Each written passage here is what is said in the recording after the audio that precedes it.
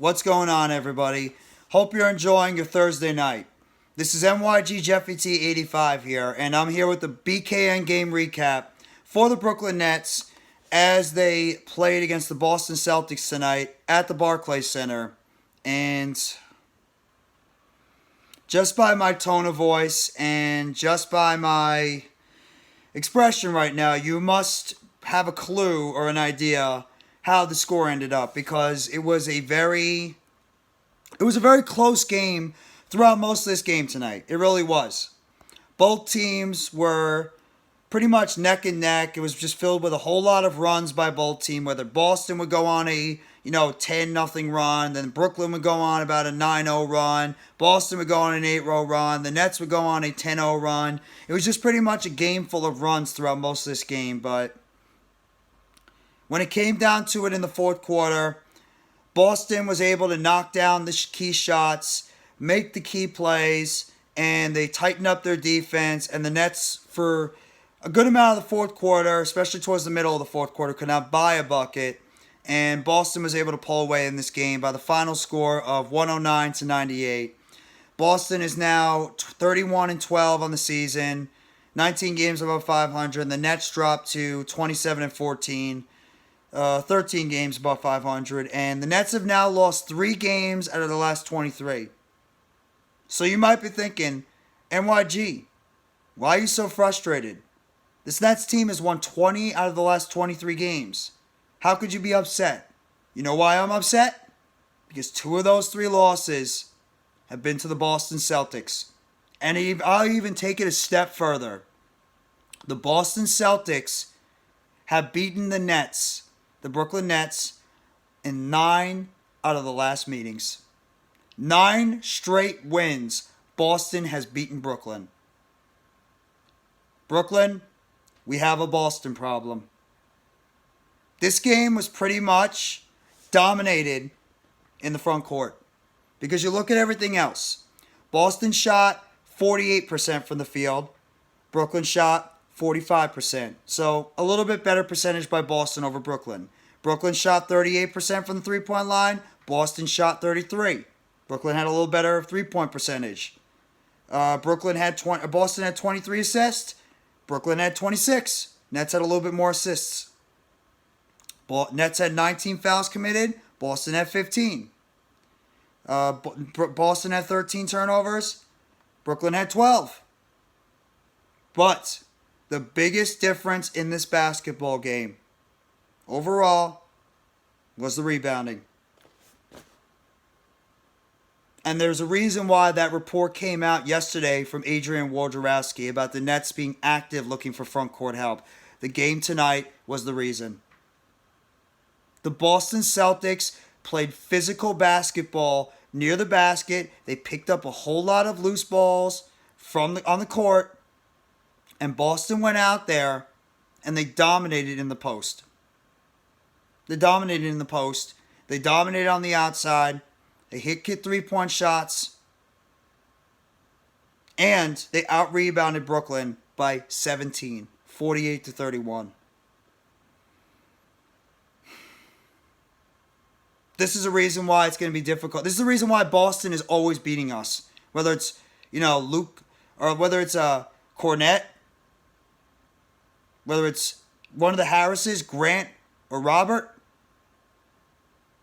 whether it's Jason Tatum, Derek White, Malcolm Brogdon, even small little Peyton Pritchard, and Sean Hasler.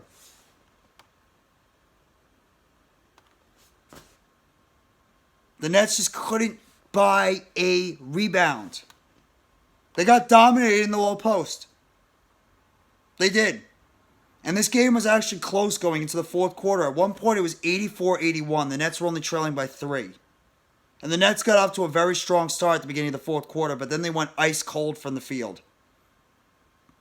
One of the things I was a little bit confused, unless he's injured, why was Ben Simmons not playing towards the end of this game? It's the one few times I'm going to be critical of Jacques Vaughn. Why was Ben Simmons not playing? He did have 5 personal fouls, but put your best defensive player out there on the court and make him commit that sex foul if possible.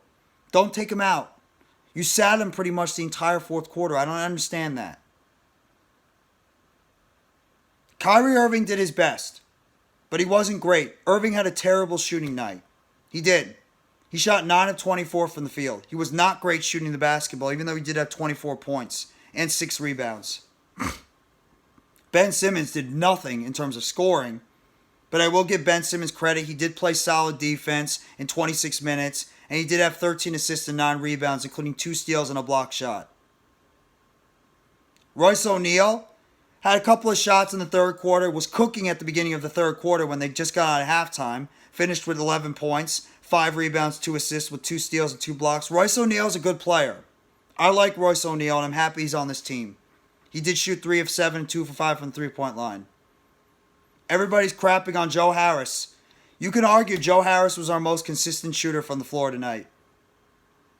7 of 11 from the field in 29 minutes. He scored 18 points, and he also did it pretty well on the defensive side. 2 steals, along with 5 rebounds and assists. Was he great on defense? Absolutely not, because Joe Harris is not a defensive player. But he played pretty solid. Claxton, close to a double-double. Typical Nick Claxton numbers. 32 minutes, 4 of 7, 9 points, 9 rebounds, 1 steal, and 4 block shots. What else is new? He also, no personal fouls on Nicolas Claxton. Even though he did turn it over 3 times. Claxton had no personal fouls, which is great to hear. And on the bench, TJ Warren had a hell of a game. You want to talk about the main guy that stepped his game up without Kevin Durant is TJ Warren. That's exactly who I thought would be able to step up in the absence of Kevin Durant is TJ Warren. He did just that. 20 points in 28 minutes on 9 of 18 shooting. He did have a rebound and assist along with a block shot. He was 9 of 18 from the field. Warren was the guy. Even Seth Curry at some moments scored some points. 11 points in 25 minutes, 4 of 9 from the field, 1 of 3 from the three-point line. And 1 assist. But we have a front court problem. And Boston did not play Royce O'Neal. Boston did not play Jaylen Brown or Al Horford. Royce O'Neal. Boston did not have Horford or Brown tonight. Nets didn't have Durant. No excuses. Boston just out-hustled them. They outplayed them. They bullied them in the front court, and that's the reason why Boston won this game by 11. Plain and simple, front court domination won the game. Loose ball rebounds, putbacks, defensive rebounds, block shots when they were there, steals, clutch shots, especially the one by Derek White when the Nets looked like they were coming back, down by 8. And then Derek White sinks a 3-point shot in the corner to put the Nets away with about a minute and a half to go. It's a tough loss tonight. And the Nets are going to have a couple of days to think about it before they get ready for their game on Sunday against the Oklahoma City Thunder, who beat the Sixers tonight by 19. Thunder are a good young team. And there's some Nets fans out there that I was talking with that think the world is over. They think that the Nets are going to start this epic collapse because of the fact that Kevin Durant is not out there. This is what I'm going to say. I get it. Kevin Durant's not out there. It's something to be concerned about. But at the same time, this team is deeper than last year. You have more suitable players that can stay above float. And you have Kyrie Irving out there. And you played against the best team in the East. And I don't like Boston. I dislike the Boston Celtics as a fan. The fan in me dislikes the Boston Celtics a lot. This is the team that we just can never find a way to get the hell past. We beat the Bucks. We beat the Sixers. We beat the Cavs. We beat the Bulls. But we just, for some reason, cannot beat this goddamn Celtics team. Now, I'm just really aggravated after this loss. And 20 out of our last 23 games we've won. The Nets have been incredible right now. But if the Nets don't find a way, this game right here changed my mind. When I was thinking that maybe the Nets did not need to upgrade this roster, you know what? They have to go out there and they have to upgrade this roster by the trade deadline. And I'm not surprised that Adrian Wojnarowski tweeted out that Sean Marks and the Nets are actively going to be looking for a big man. They need it. If you're going to be able to compete with Boston and Philly with Embiid, even if Miami gets there with Adebayo. Jared Allen with the Cavs, even though Claxton did a good job against Allen. Boston with their front court. You're going to need front court players on this court that can be able to go over there and get those loose balls, be able to bully that Boston front court, be able to get some putbacks, get some shot blocks besides Claxton, and do some stuff in the front court. This was a tough loss tonight. It really was. This was a very, very difficult loss for the Nets. But I'm not going to start complaining and saying that this team is going to be getting ready for a downfall. No, I refuse. If this team goes out there and loses 6 or 7 straight and it doesn't look good on the court, then yeah, I might change my mind and be saying, you know what? This team just can't win without Kevin Durant.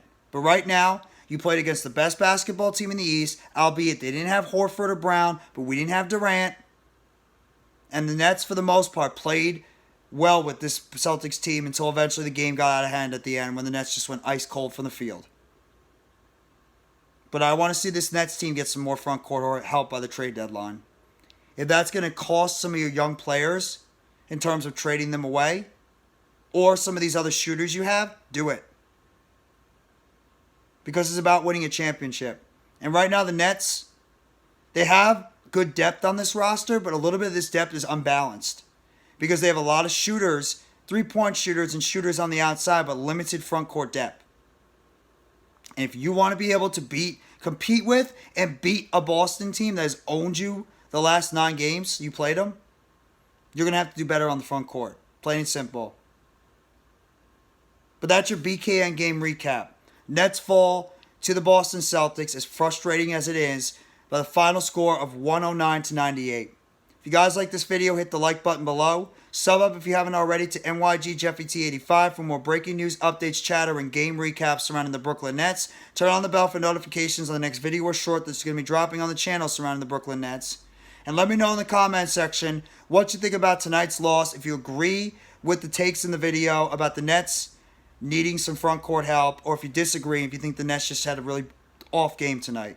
Let me know in the comment section how you feel after this loss. Thank you very much, everybody. Enjoy the rest of your Thursday night. Take it easy, and let's go, Brooklyn Nets. As always, it's a Nets world, and we all just live in it.